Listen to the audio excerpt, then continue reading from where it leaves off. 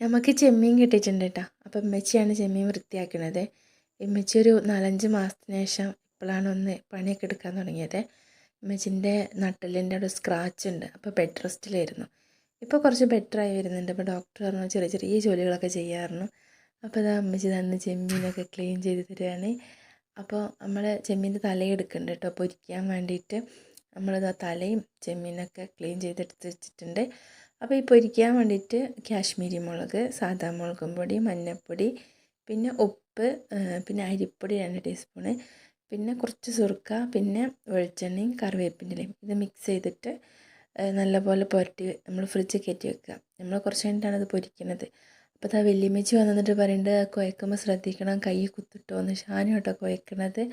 അപ്പോൾ നമ്മളെ വല്യമ്മച്ചിയോട് ഇങ്ങനെ പറയുന്നുണ്ട് കുഴക്കുമ്പോൾ ശ്രദ്ധിക്കണം കേട്ടോ, കൈ കുത്തുന്നു. ഇതാണ് വല്യമ്മച്ചി കേട്ടോ, നമ്മളെ ഉമ്മച്ചിൻ്റെ ഉമ്മേനെ കേട്ടോ. അപ്പോൾ അത് നല്ലോണം കുഴച്ച് വെച്ചിട്ടുണ്ട്.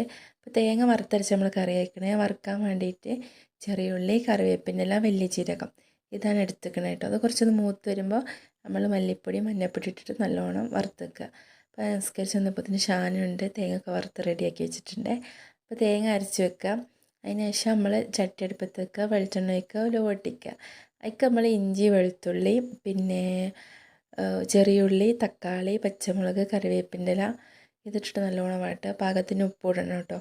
അപ്പോൾ ചട്ടീൻ്റെ വലുപ്പം നോക്കണ്ട കേട്ടോ, കാരണം നമുക്ക് കുറച്ചും കൂടി ചാറുണ്ടാക്കണം.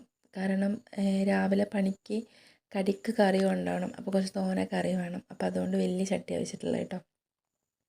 പിന്നെ ഇതാ കാശ്മീരി മുളക് ഇട്ട് നല്ലോണം വാട്ടിയിട്ടുണ്ട്.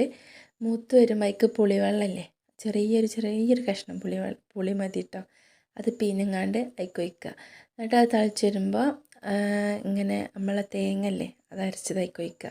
തേങ്ങ തിളച്ച് വരുമ്പോൾ അതിലേക്ക് ഉപ്പ് നോക്കിയിട്ട് കറക്റ്റ് ആക്കുക. അതിന് ശേഷം നമ്മൾ ചെമ്മീൻ ഇടുക കേട്ടോ. എന്നിട്ട് ചെമ്മീൻ ഇട്ടിട്ട് ഒരു 8-9 മിനിറ്റൊക്കെ വേവ് ഉണ്ടാവുള്ളൂ ചെമ്മീൻ. എന്നിട്ട് അത് വെന്ത് കഴിഞ്ഞാൽ ഇറക്കി വെക്കുക. അതിന് ശേഷം നമ്മൾ ഇതാക്കണേ ഓയിൽക്ക് കറിവേപ്പില ഇട്ടിട്ട് ചെമ്മീൻ്റെ തല പൊരിക്കാൻ വെച്ചിക്കണേ. അപ്പോൾ ഇതാക്കണേ നമ്മളെ കറി റെഡി ആയിട്ടുണ്ട് കേട്ടോ. ഇതിനേക്കാളും കളറുണ്ട് കേട്ടോ നേരിട്ട് കാണാൻ. സംഭവം നല്ല ടേസ്റ്റുണ്ട്. ഞാനൊക്കെ ഒന്നും രണ്ടെണ്ണമൊക്കെ എടുത്ത് തിന്ന് നോക്കിയേക്ക്. അതിൻ്റെ ഇടയിൽ നല്ല ടേസ്റ്റ് ഉണ്ട് സത്യമായിട്ടും. ലുക്ക് നോക്കിയിട്ട് വിലയിരുത്തേണ്ട, സംഭവം അടിപൊളിയാണ്.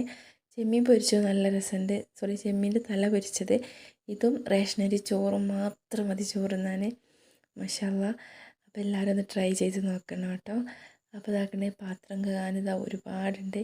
എൻ്റെ ഷാനു ഇതൊക്കെ കഴുകി വൃത്തിയാക്കി എടുത്ത് വെക്കണം ഇനി. അപ്പം നിങ്ങൾക്ക് ഇഷ്ടപ്പെട്ടാൽ സബ്സ്ക്രൈബ് ചെയ്യുക, ലൈക്ക് ചെയ്യുക, കമൻ്റ് അടിക്കുക.